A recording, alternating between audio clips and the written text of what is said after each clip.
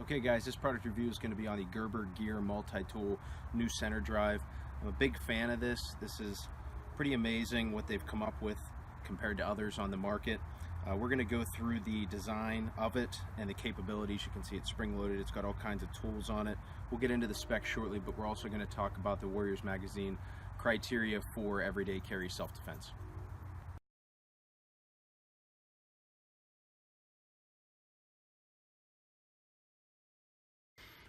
Okay, the specs for the Gerber Gear multi-tool center drive are that it is weighing in at 9.5 ounces, which is pretty heavy for a multi-tool, but you get a lot for this tool.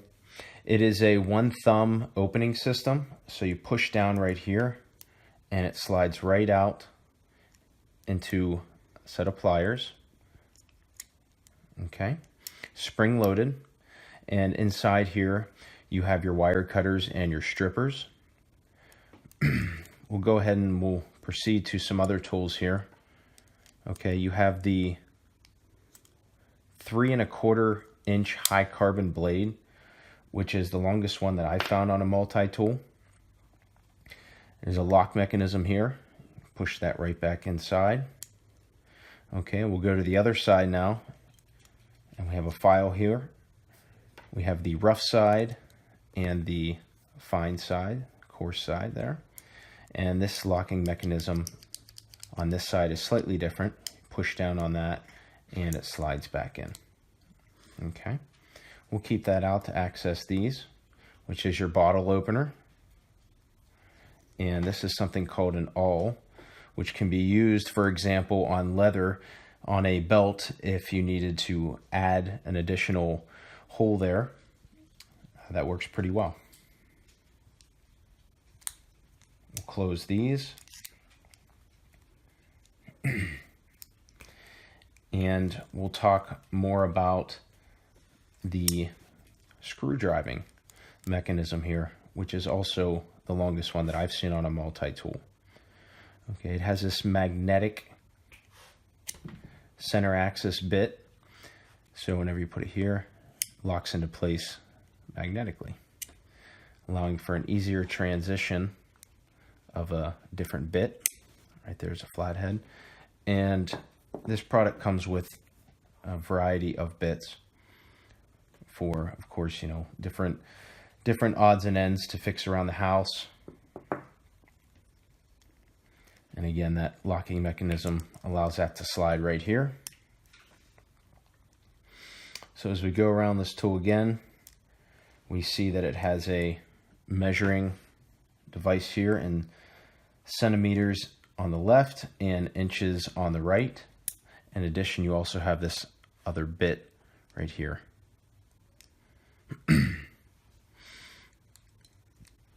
One more piece to this is the serrated blade, which I'm not a huge fan of. I would personally rather use this serrated blade, but you do have that option. Okay, this has a limited lifetime warranty. It is made in the US. And even though it is slightly expensive, you do get a lot for what you're paying for. So it is a high quality item. Certainly recommend it.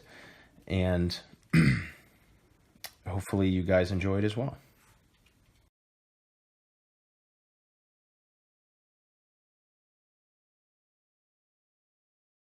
Okay, so the first criteria for the Warriors Magazine rating here is effectiveness. You can see we have this pouch right here where the multi-tool goes. It's Velcro, easily pulled out. It's a little tougher to get back in, which is fine. It's about drawing it out in time.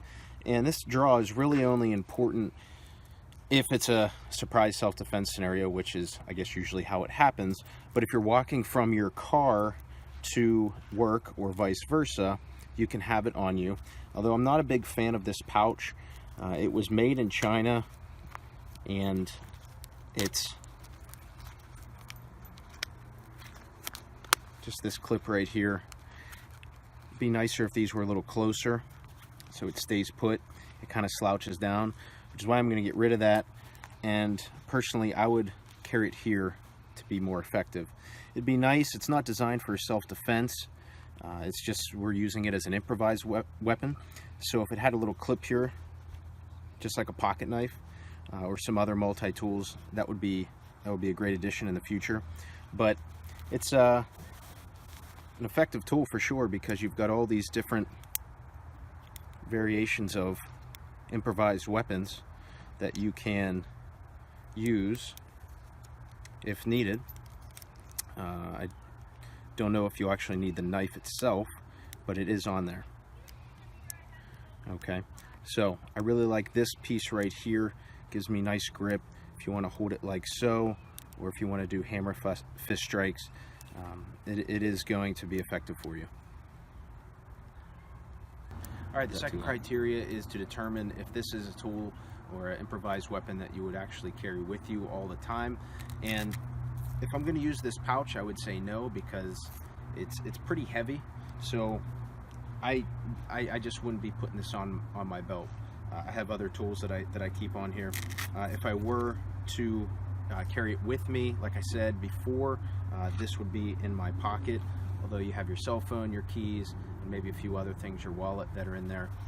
I would say if you're someone who likes to fix odds and ends around the house and you have a lot of use for this as a tool, as it's designed for, then yes, this is something that you would certainly have with you everyday carry that can be used as self-defense.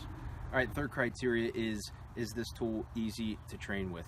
I would say it's just like any other tool or any other device that you train with. It just takes practice. Get used to how it opens, okay? Get used to the parts of it that you would use for self-defense if you needed to, and how that can be done. So for instance, the knife can be deployed with one hand, but you have to get used to that, and you have to get used to the tension of that, okay? So that's just one example. But yes, this is certainly easy to train with and very easy to use. All right, the fourth criteria is this tool strength neutral? Meaning, can anyone of any strength capacity use it? And I would say yes, except for the deploying of it, okay? And that really comes down to just using the tool a lot. But things like deploying the pliers, okay, it takes a little bit more pressure than you might expect. That's pretty easily deployed. The knife, again, if that's single hand, requires a little bit more strength, okay? But if you're going to deploy it with two hands, of course you take that strength factor out. Fifth criteria is determining whether or not this multi-tool is gender neutral, meaning can both men and women use it, and will they use it? Well, most of the reviews you'll see are done by men, so this tool is primarily used by men. However, this could be an effective tool for women, okay? The problem is that women may have smaller hands. Not all of them, but that could be a limitation. They also don't really have a place to put this.